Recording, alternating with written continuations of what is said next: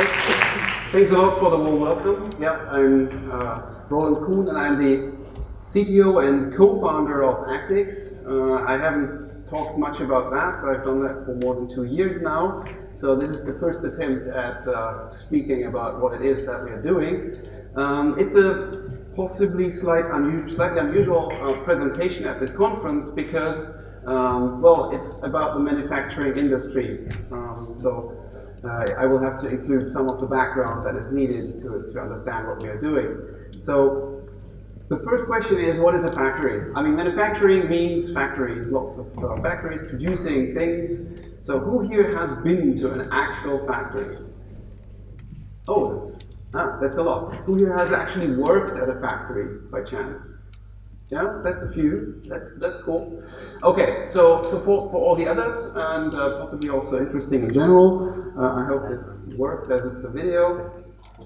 This is what I consider a factory.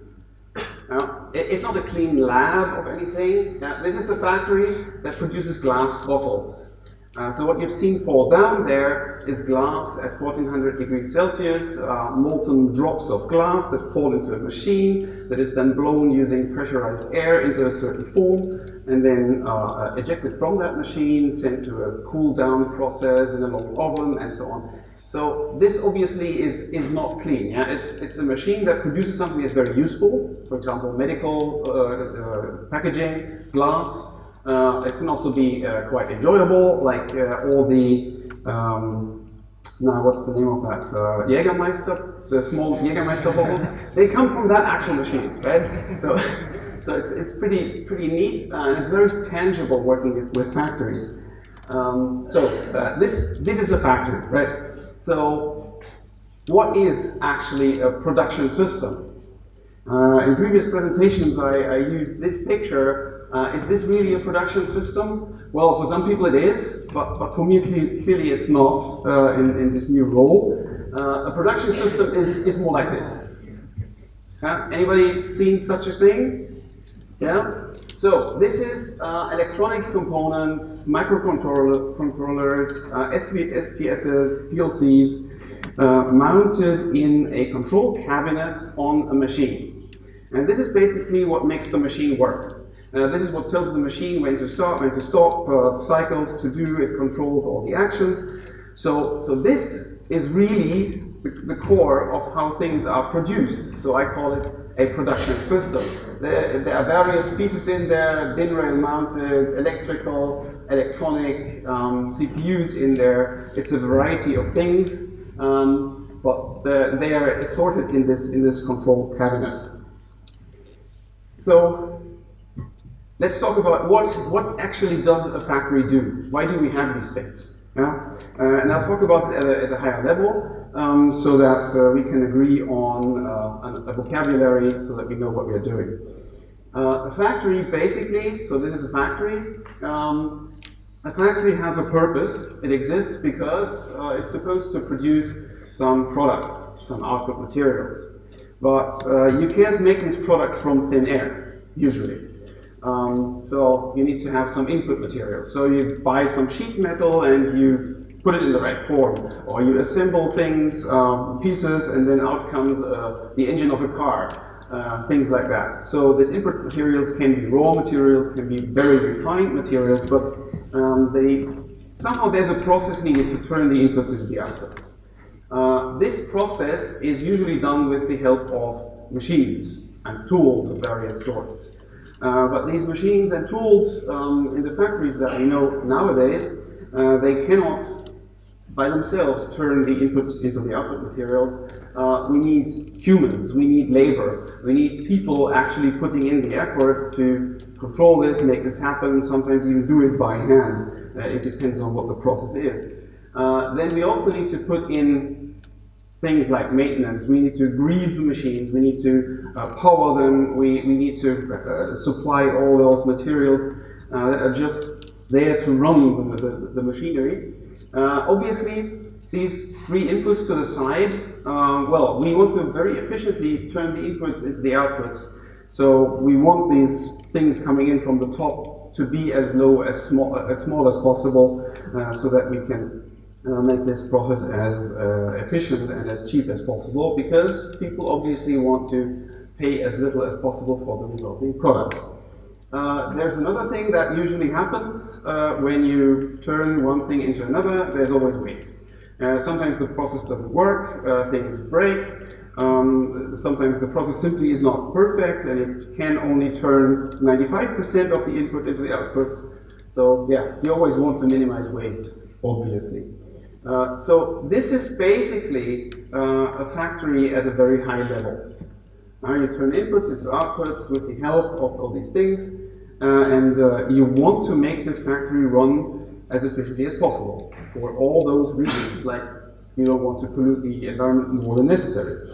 So this means that you need to have a really good understanding of this process, so that you can find out where you're producing waste, or where you're wasting labor or electricity, or where you are breaking your machines and you could use them longer if you were more clever about using them.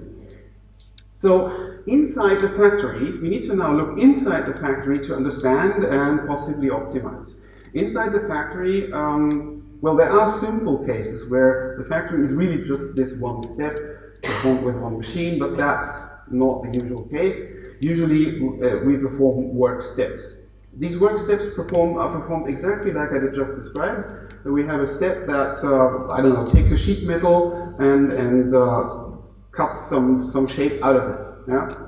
This produces an output material that will be the input material for the next step.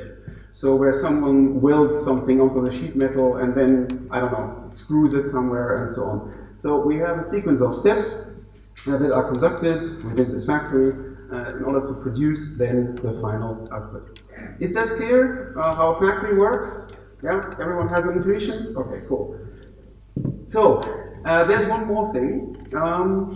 Most factories, so I come from Germany, we're operating out of Munich, so Central Europe is the natural place where we start, and in Germany there are lots and lots of factories. You probably, when you think of factories, you think of BMW assembling cars. Of course, they exist and they are really huge, but the number of these factories where there are many thousands of people working is pretty small. It's a couple hundred or something. I don't know the precise statistics. It's also quite difficult to get these statistics, but the estimate is that in Germany alone there are 60,000 factories that, produce things, various things. And most of these, if a couple hundred are large, then small and mid-size are still nearly these 60,000. So what does a small factory look like? A small factory could have, I don't know, 200, 500 employees if it's a mid-sized one. It typically has someone who knows how to run computers. It does not have an IT department where there is a programmer. It has someone who knows Excel, it has someone who knows how to operate the ERP system, but again, I mean, we are not talking to a programmer audience here. And then, of course, it has sales and management and all that, all these people, in addition to the workforce that actually performs the work of creating the product. So, with that in mind, let's look at typical IT systems that we do find in factories. The top one here is the ERP system. Who here has worked with ERP systems? A few. Only a small fraction of programmers have actually experience with these systems. They are basically the business heart piece of the operations of the factory. The ERP system stands for Enterprise Resource Planning, and it is the place where, for example, when sales gets a contract, and now we need to manufacture 100,000 pieces of this tube, then there is a sales order created in the ERP system. The ERP system knows what the factory is supposed to do.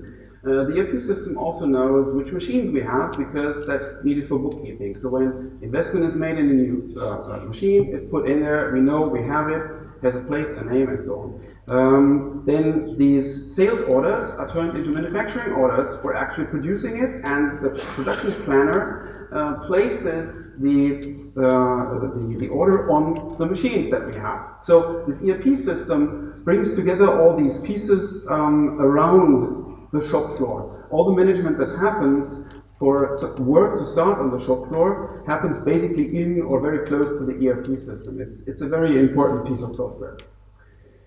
Second part, the DMS, document management system.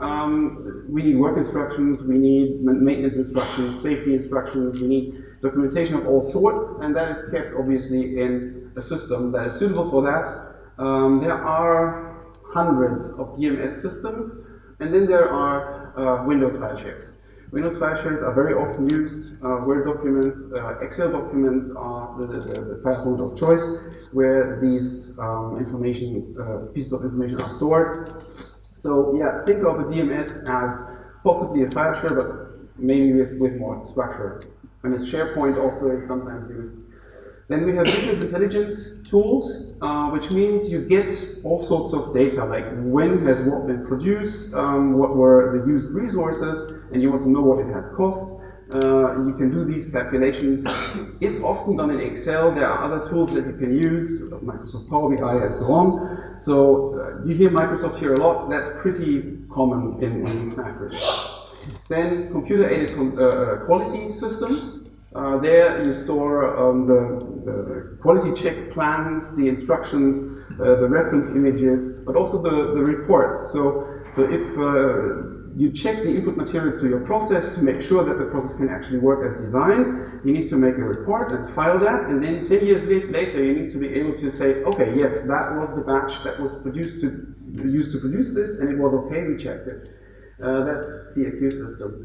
And the last one then becomes a bit more interesting again.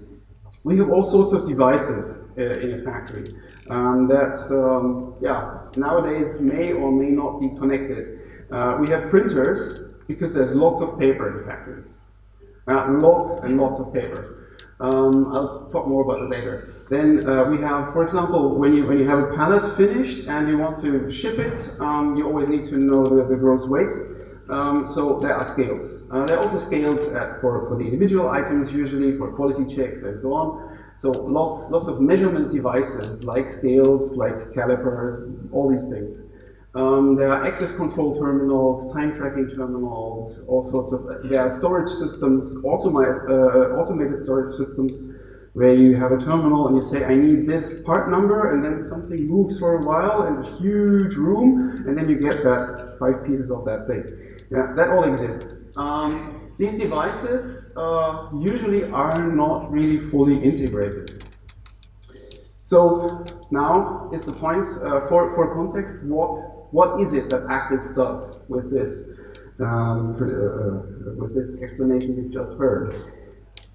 So we have the factory now a different view. We have these enterprise software systems, all these DMS, ERP, CAQ systems, where we have very useful information that people need. People are on the top right. So typically, it's displayed either on an SAP client, for example. If the ERP system is SAP, then people can look at the SAP client to figure out details of the manufacturing order.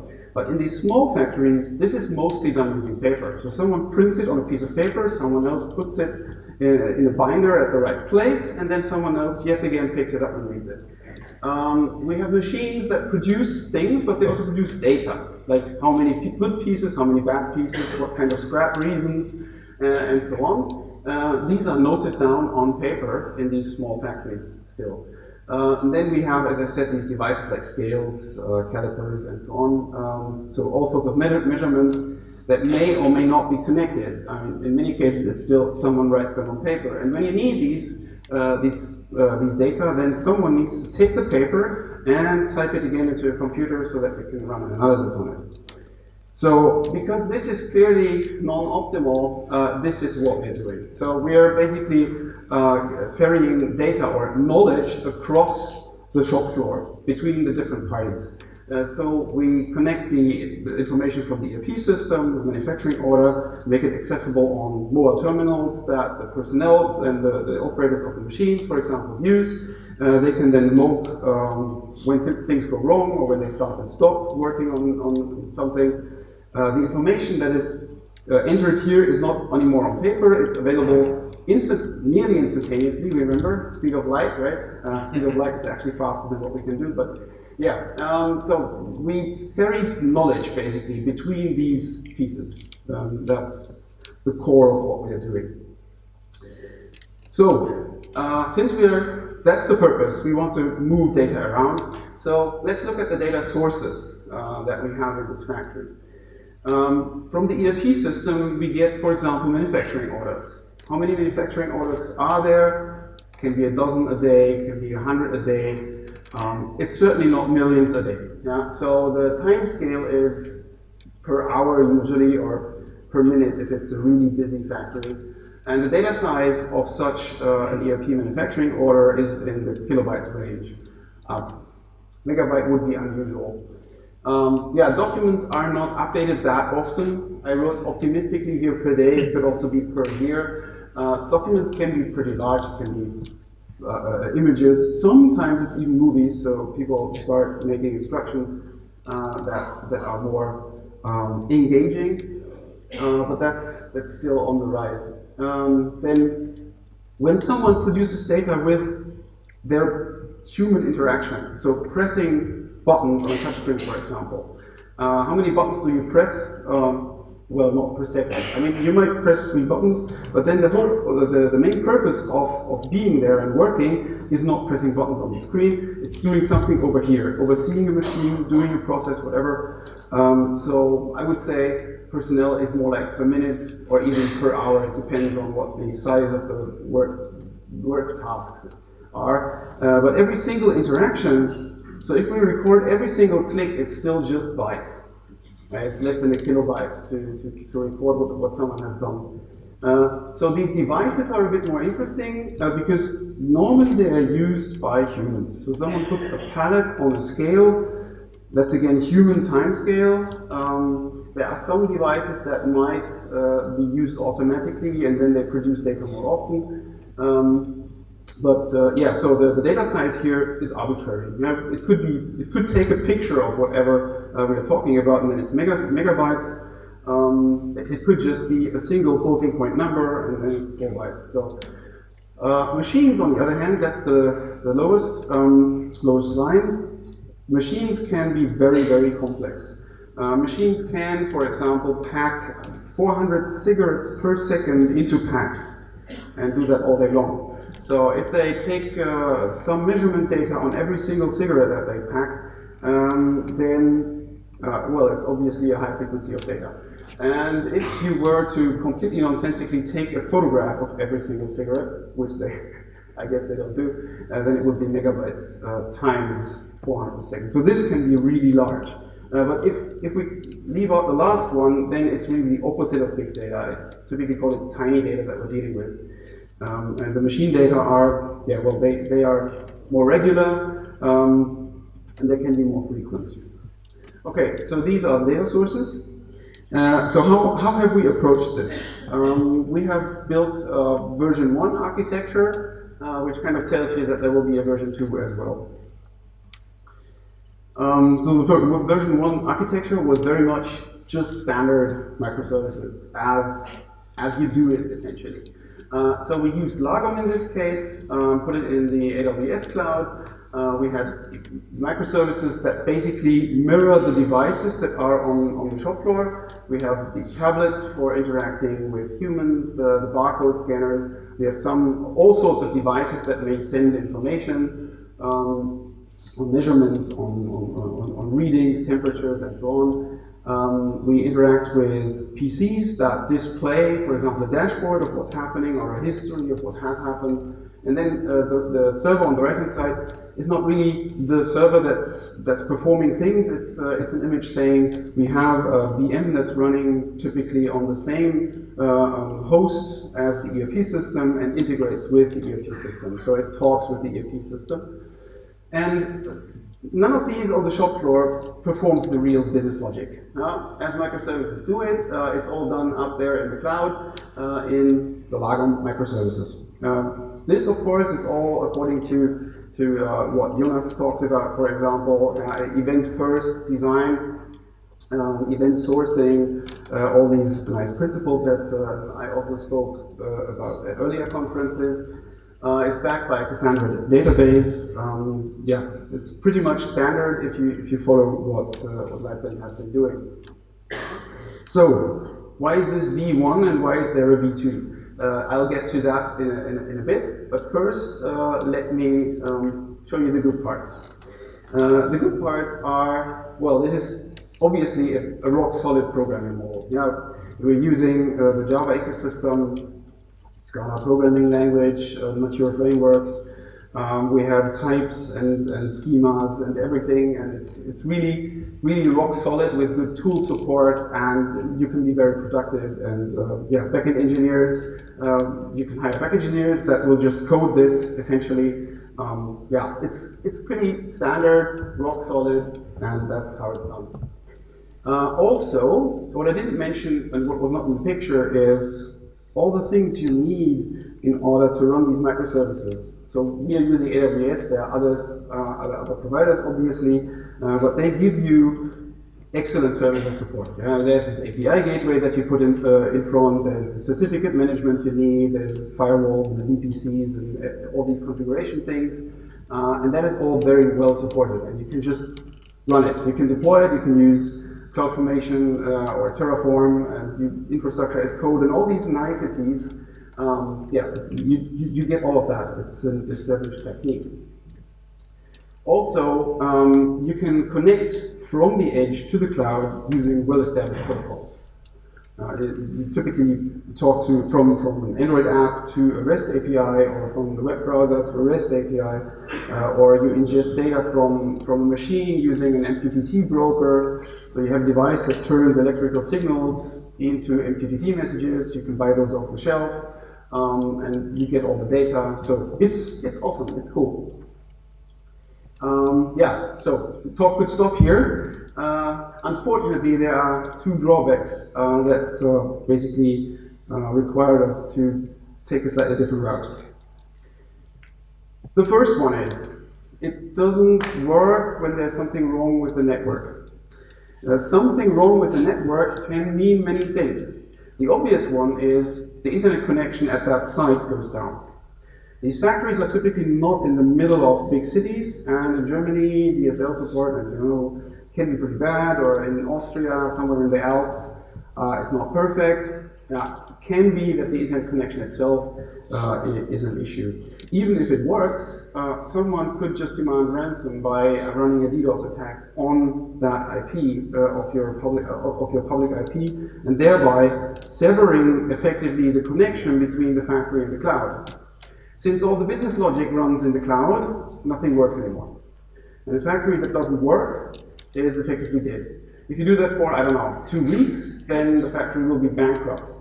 So this is really, really bad. Must be avoided. But it's not only that. It's also, in factories you have lots of concrete and steel, and more steel that you're moving around with yet more steel. So it can be hard to get good Wi-Fi coverage everywhere. There will be corners where you go with your tablet and it won't work. So yeah, that would be pretty bad if you then, I want to register this now, but it doesn't work, so I need to go over here, and then, yeah, that's not nice. So that's another obvious one. Another that was not so obvious to me was this factory might have outsourced basically their network support to the mother company of that factory, and they might or might not fully understand the implications of changing firewall rules. So, or VPN connection parameters. I don't say there is malice at work here. It's just perhaps negligence or ignorance or what have you. But still, I mean, we've seen these things destroyed for no good reason, at least. But that's just what happens, and then it doesn't work. So yeah, we need to do something about this, that it doesn't work. The second one, so the first one you could say, yeah, just make your network perfect and you're done, right? Yeah. The second one is a bit more problematic. There are data that people are really uncomfortable putting in the cloud, at least in Germany. So if you're looking at things like technical drawings or the precise measures of Lego blocks, they are very, very protective of these, and they don't trust any cloud provider with that. might be irrational, I'm not sure. I mean, typically the IT security I've seen at these factories is pretty weak. Someone could just walk in and steal the data, right? But they don't trust the cloud providers for some reason. And since we want to sell services, we cannot force people to trust these cloud providers. They will just say, no, we can't buy your services. We will buy these from these other guys over there. So, yeah, there's no good way to work around this. We need to keep data on the shop floor. We need to be able to keep those data there according to the specification of that customer, whatever they feel like, essentially. And yeah, so very typical, not all data, and in some cases all data must remain on premises. So how do we make that work? Well, there's this architecture V2. And I didn't write serverless because serverless is such an abused term. So it's less service, really, I mean it. It's quite similar to what Martin Kleppmann talked about. So what we have here are the same kind of devices. We use the cloud to perform fleet management. There are tools like AirWatch for controlling Android devices, or Resin.io for controlling Raspberry Pis and VMs and so on. They are really useful for running these kind of systems, and I would hate to lose that benefit. So managing the deployments from the cloud is something that's really nice. Also, we can serve assets, new application versions, everything what have you, from the cloud. That's also very nice, provided that it's cached on premises so that it works. Once it has been received once, it works, even when the connection is severed for some reason. But where and how do we run the business logic? That is now the important question. Well, so what we have built is actually this. It's a completely peer-to-peer system where the business logic runs exactly where the action is. On that device that, for example, captured the data.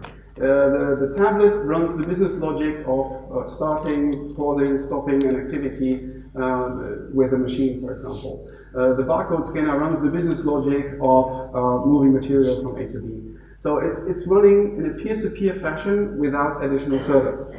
The only thing you need to make this happen is, as usual, you need to have a message transport. You just need to have something that you can put in the middle. It has no connection to the business logic. It's just an event bus, and you can use whatever you like. Just make it so that all parties can communicate. Could use an MQTT broker, could use Kafka, or whatever you want. Okay, and there is still room in the cloud, namely for exactly those things that we want in the cloud. So if we're talking about Microsoft Power BI as a business intelligence solution, that is only available in the cloud. So we need to get the data that people want to analyze into the cloud, so we just send those data up that are needed there. This, by the way, looks also a bit like CPRS, because we are doing the command processing all here on premises, and the read side can be an Azure SQL or Postgres up in the cloud. Yeah? So this is the main architecture of what we have built. Now I will spend the remaining time. How long do I have? When do I end? 15 minutes? 18? Okay. So I'll spend the remaining time talking about some of the patterns that I consider very important. Patterns in the sense of reactive design patterns that I wrote some book about as well. So the first one, the most important pattern I think for making this really useful is let it crash. The most important thing about a factory is that it keeps running, must not stop. So you need to keep things well isolated from each other, and you need to be able to recover from failures. So for example, a tablet can easily be run over by a forklift. This is a failure model that actually needs to be considered in a factory. A machine might be wired such that if you press that big red button, it will just cut power to a whole section of the shop floor for safety reasons. And then all the devices are dead. They have no power, they need to recover. So let it crash is an integral part. Let it crash means not that you want it to crash. Let it crash means that you are able to recover afterwards. So wherever your program was cut off from the land of the living, when it comes back and it sees the persistent state that it has stored somewhere, it can somehow get back working again. It can figure out where it was and continue from there. And that needs to be programmed such that it can happen at any point. You cannot rely on save points or anything because you don't know when the tablet will be run over by a forklift. So that's the very most important pattern that I see here. Things can get back to working in isolation from each other.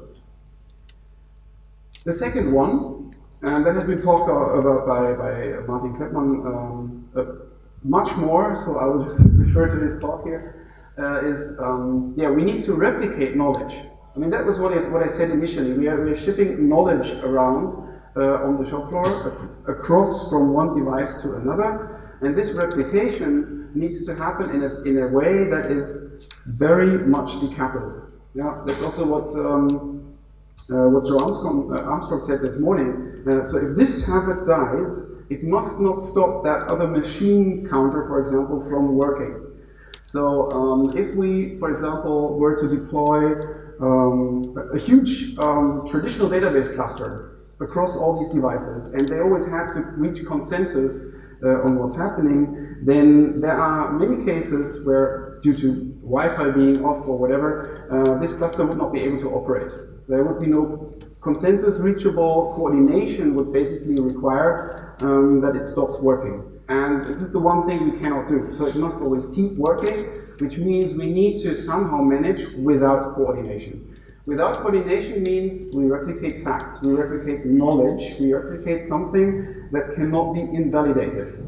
And then we need to make sense of what we received. Yeah? For example, CRDTs, we have these operations that happen at different sites, we merge them together, and we get to a view that then, so both sides will eventually get to the same view once they have seen all the knowledge.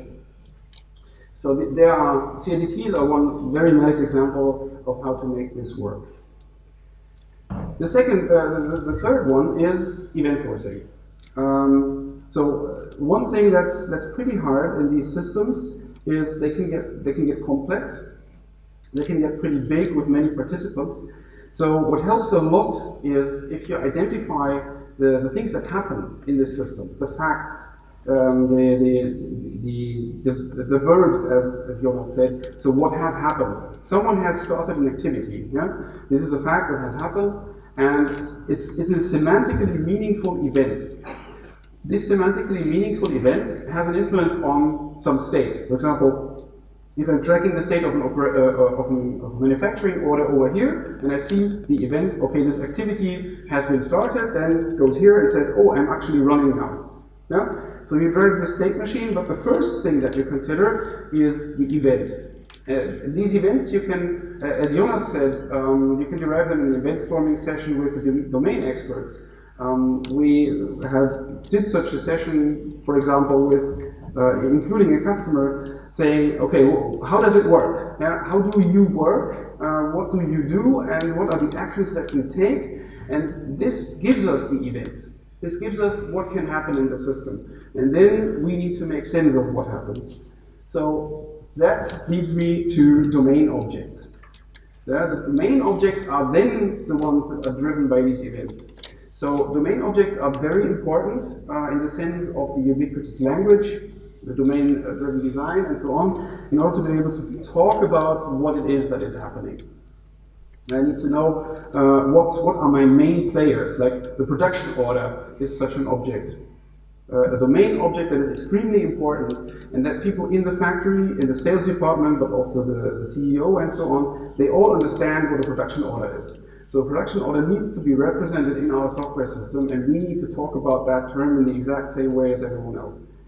So yeah, we are modeling domain objects. If we're talking about a machine, we know what a machine is, or if we don't know it, then we go to the factory and find out by talking to people, and then forming knowledge about what a machine is. So that's another domain object. Okay, cool.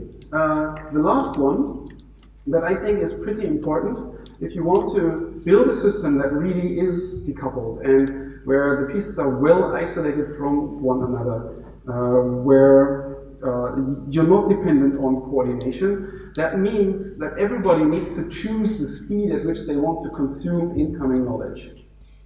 Now, otherwise, you need coordination. You need back pressure. Back pressure means coordination, so it doesn't work that way.